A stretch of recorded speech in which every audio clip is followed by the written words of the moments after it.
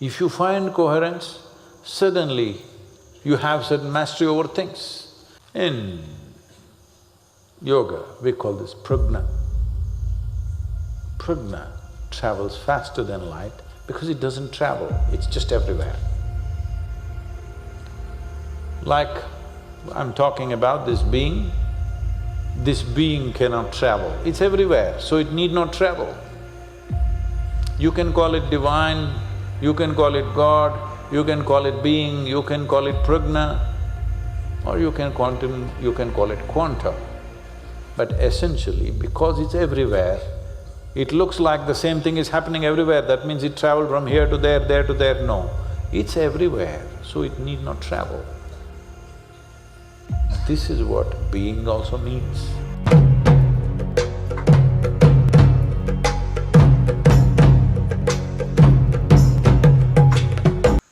So you set yourself into the process of yoga because you don't want to be this kind or that kind. That you will be the kind that you're required to be in a particular moment. If it's morning, you're a morning person. If it's evening, you're a evening person. If you're not required to be a person, you're not a person. That is, you become flexible. This flexibility, we start working with your body to start with. Afterwards, it should come to every aspect of your life. Your physical structure, your psychological structure, your emotional structure, your karmic structure, everything should become flexible, that it can be whatever it is required to be. It is not stuck being this way or that way. So yoga as a process, yoga as a method, yoga as a technology, yoga as a science is essentially to break the limitations of a certain concretization that happens, which we call as personality.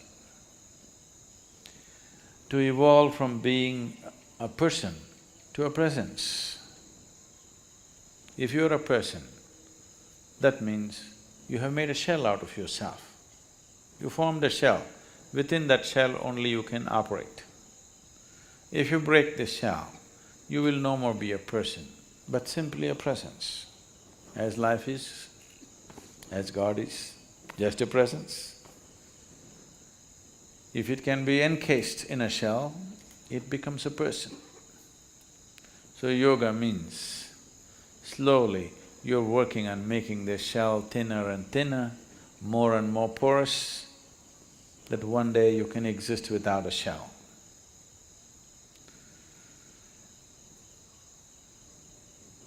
So essentially, in your experience, yoga means morning.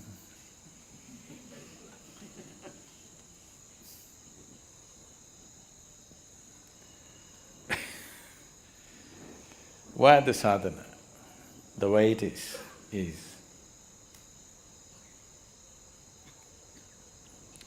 all aspects of physicality are cyclical in the universe. Planets are going around the sun, the solar system are moving, everything in the galaxy, in the cosmos is cyclical. The more and more you're identified with your physical system, the more and more cyclical you are also. Your experiences are cyclical, the process of life is cyclical. If you watch carefully enough, even the situations that you face in your life come in cycles. So yoga means, on one level, to break the cycle of life. What is a circle right now, we want to open it up and make it a straight line. Because if you're going in circles, if I say you're going in circles, what does it mean to you? You're not going anywhere. It just gives you an impression that you're going somewhere, but you're not really going anywhere, you're going through the same thing again and again. So yoga means to open up the circle and stretch it out like a straight line, that if you follow the line, you go somewhere, you're not going round and round. Many of you may have already experimented and noticed, If you have not, do not experiment, because I'll give you the results of the experiment right now. You might have been doing sadhana for 2 years, 3 years, 5 years. Stop your sadhana for 3 months. Suddenly you will see so many compulsions that you never imagined were a part of you, which were long time gone. Suddenly they will all become a part of you. But those who are doing their sadhana properly, they eat in the morning, they don't think of food till evening. It doesn't occur, because it's no more a compulsion. You eat, it's consciously you eat, otherwise no. You stop your sadhana for 3 months and see, your hands will just grab just about anything and put it in the mouth. These compulsions will suddenly come back if you just break the sadhana, because nature is not going to release you so simply. You have to work at it and work at it and work at it. Otherwise, you must be happy doing the circle. A circle also can be described as a circus. If you become conscious, the whole thing looks like a circus. If you are not conscious, you can only see 3 feet in front of you, then it's all real. If you can see the whole circle of your life, suddenly it becomes like a circus. Once you realize it's a circus, you don't want to go through the circus again and again. Only if your vision is too limited, you can see only 3 feet in front of you, everything is real for you. If you open up and see the whole circle, the way you're going, it looks like a circus and definitely you don't want it to continue forever, you want to do something about it. So these cycles, these repetitive cycles of compulsiveness is coming because there are various types of memories in the system. Memories, karmic memories, information essentially means memory, isn't it? You understand what I'm saying? Any information means memory, isn't it? How do you carry information? Only by memory, there is no other way. Either in your head or in a chip or in a computer, it doesn't matter, you can carry information only by memory. There is no other way, any information can stay anywhere. So there's a huge volume of memory, karmic memory, genetic memory, mental and psychological memory, every kind.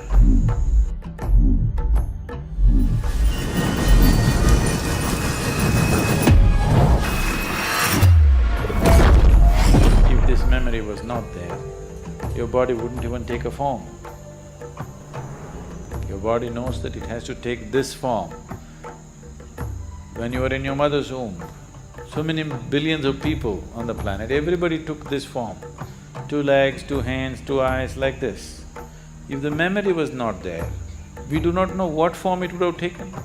It never ever happened that a woman delivered an elephant or an insect or something else. It never ever happened because there is memory. If the memory is not there, this could have taken on any form. So you have retained your physical form the way it is only because of memory. Memory means past, yes? Memory means always that which is past. If memory is the only thing, if information that you carry, which is memory, is the only thing which determines the nature of who you are right now, that means you are past, or life is past you. There is no real life, it's just a play of memory. If you go and watch a cinema, Rajinikanth. If the cinema happens, it's so big and so real, more real than the real. It becomes a bigger reality than reality because it's so exaggerated. But all this is just memory being played out. It's recorded in a film or a digital format or whichever way. It's just memory, it's already over.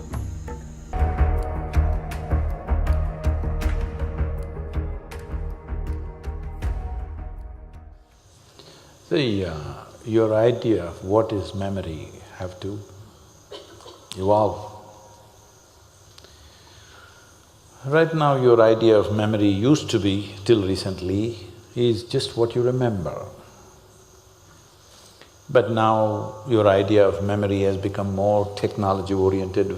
You use the word memory more with reference to your gadgets than to yourself these days. Your idea of memory has shifted, that things can have memory. 100 years ago, nobody thought things can have memory, isn't it? Only living creatures can have memory. How can a thing have memory? But now things have memory. They have more memory than you, better memory than you. So that's a huge shift in human understanding of memory. Now we're talking about water having memory. Why go in installments, water, fire, earth, this one, that one? Let's go a little further. They're using a very negative term. Actually, they're trying to define yoga, but in the scientific parlance, they're calling it as quantum entanglement. Quantum entanglement means there is one subatomic particle here, there's another one somewhere, 1,000,000 light years away. You can't imagine what that is, but that far away. But these two are connected. They have no explanation why, all right? The word yoga means just this. It is just that we wouldn't call it entanglement, there is a quantum coherence. The universe or creation or cosmos is entirely coherent. This happens across the universe right now. This does not mean, did this sound reach the ends of cosmos? No, not like that. But they're coherent. Nothing here is happening unconnected. If you find coherence, suddenly you have certain mastery over things. In yoga, we call this prajna. Prajna travels faster than light because it doesn't travel, it's just everywhere. Like I'm talking about this being cannot travel, it's everywhere, so it need not travel. You can call it divine, you can call it God, you can call it being, you can call it prajna, or you can call it quantum. But essentially, because it's everywhere, it looks like the same thing is happening everywhere, that means it traveled from here to there to there, no. It's everywhere, so it need not travel. This is what being also means, that there is nowhere to go because everything is here. Everything is here. For one who is willing, everything is here. For one who comes in installments, installments means you have to go from one to another, another to another. That's a nice way of saying it. Generally I say it's a constipation. When life happens in installments, then it's a problem. Because how many installments do you want to break this life into? Because the nature of life is such that if you break it into 1 billion installments, still it'll not be complete, the picture is not complete. Because it's all here, it's not in 1, 2, 3, 4, 5. So, if water has memory, does stone have memory? Of course. Does air have memory? Of course. But that will sound ridiculous because where is the memory in the air? Well, see, all of you today are using phones. It is not wired, it's coming through the air, isn't it? Hello? Memory is traveling through the air, so is there memory in the air?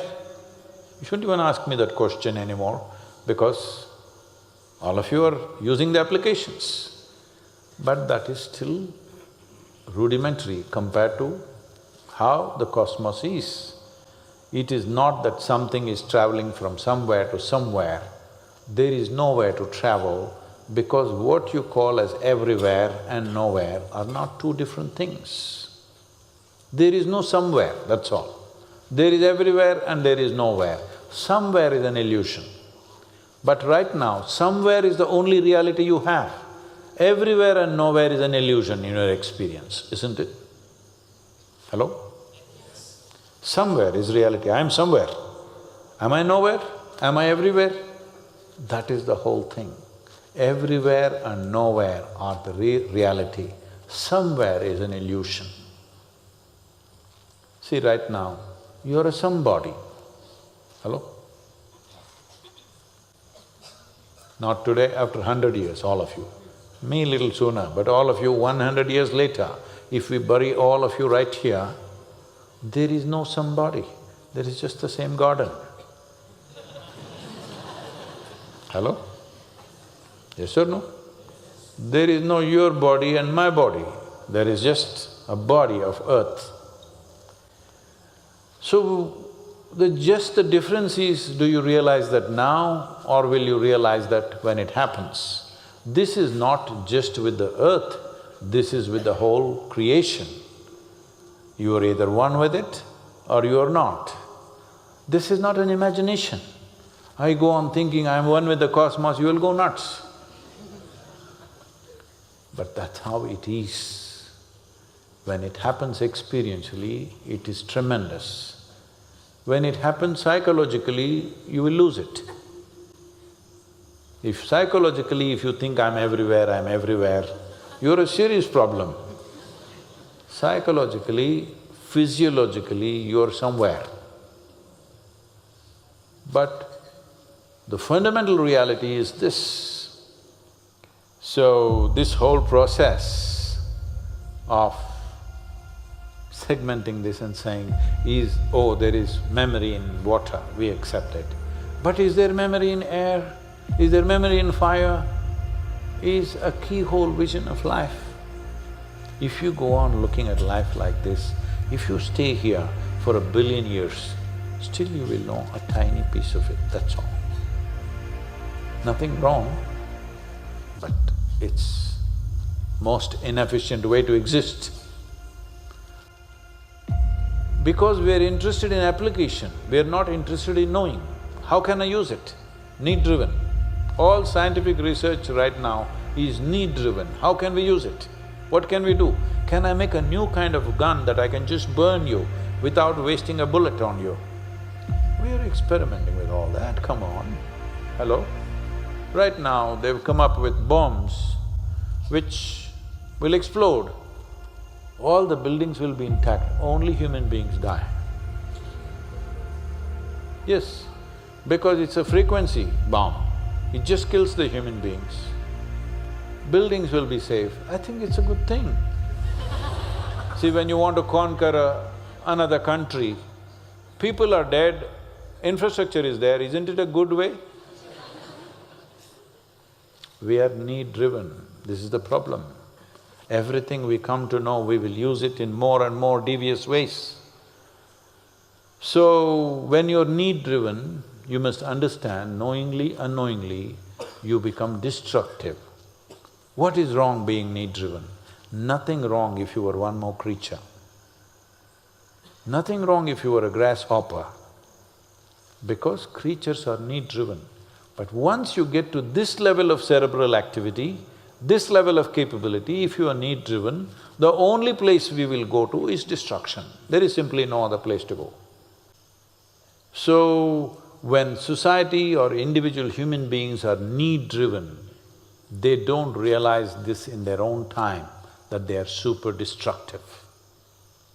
Because need is not a path that will end somewhere, it's an endless path.